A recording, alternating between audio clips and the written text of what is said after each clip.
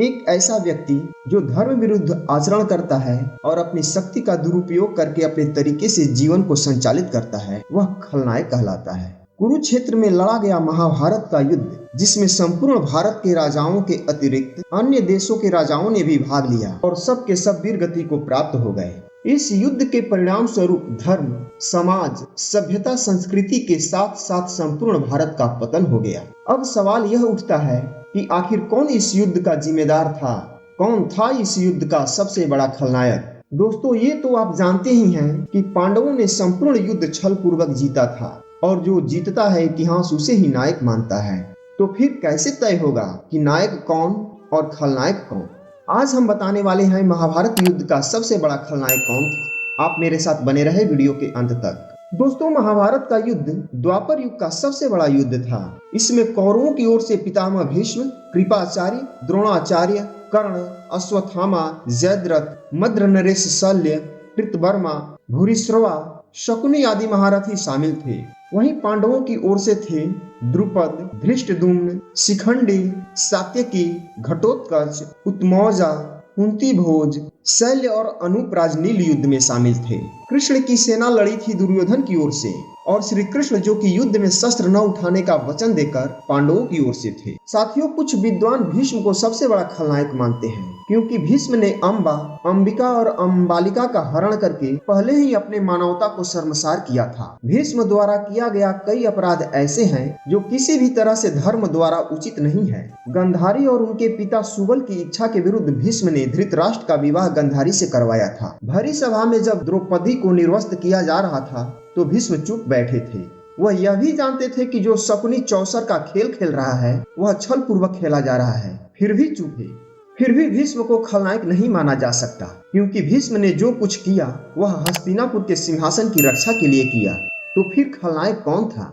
वयोवृद्ध और ज्ञानी होने के बावजूद धृतराष्ट्र के मुंह से कभी न्याय संगत बात नहीं निकली।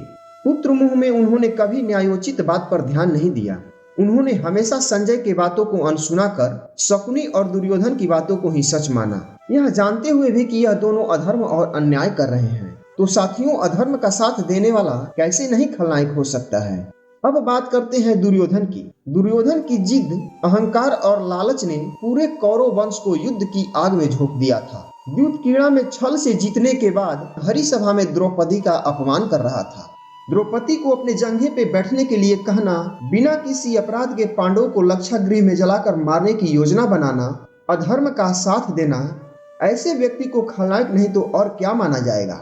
चौथा खलनायक है अश्वत्थामा। अश्वत्थामा को इस युद्ध का सबसे बड़ा खलनायक माना जाता है। अश्वत्थामा महाभारत युद्ध में कौरव पक्ष के एक सेनापति थे। अपने पिता की हत्या का बदला लेने के लिए पांडवों पर नारायण अस्त्र का प्रयोग किया। जब दुर्योधन युद्ध में हार गया तो अश्वत्थामा बहुत दुखी हुआ और वह रात्रि में कृपाचार्य तथा कृतवर्मा की सहायता से पांडवों के शिविर में पहुंचकर पांडवों के 5 पुत्रों का वध कर दिया। यही नहीं, वह ब्रह्मास्त्र चलाकर उतरा जो अभिमन्यु की विधवा थी, उसका कोख नष्ट करने की कोशिश की, जिसे कृष्ण ने अपनी शक्ति से उत्तरा के गर्भ को बचा लिया था, नहीं तो पांडवों के वंश का अंत हो जाता।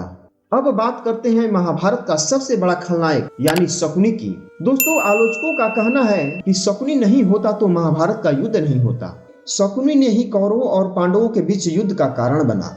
वह दुर्योधन के मन में पांडवों के प्रति कूट कूट कर बैर भाव भर दिया था।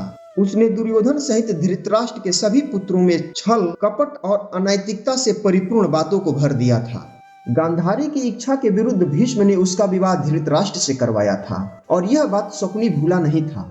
शकुनी के सामने ही उसका पूरा परिवार नष्ट हो गया था। धृतराष्ट्र ने शकुनी के माता पिता, भाई और बहन को कारागार में बंद कर भूखों मार दिया था। शकुनी कुरुवंश को समाप्त कर देना चाहता था, इसलिए उसने दुर्योधन को भड़काना शुरू किया। दुर्योधन ने उसकी बातों में आकर पांडवों से दुश्मनी की और पूरे कौरवों का सर्वनाश हो गया। तो दोस्तों, शकुनी ही था महाभारत का सबसे बड़ा खलनायक। अगर इस विषय में आपकी कोई अलग राय है तो कमेंट बॉक्स में जरूर बताएं। धन्यवाद।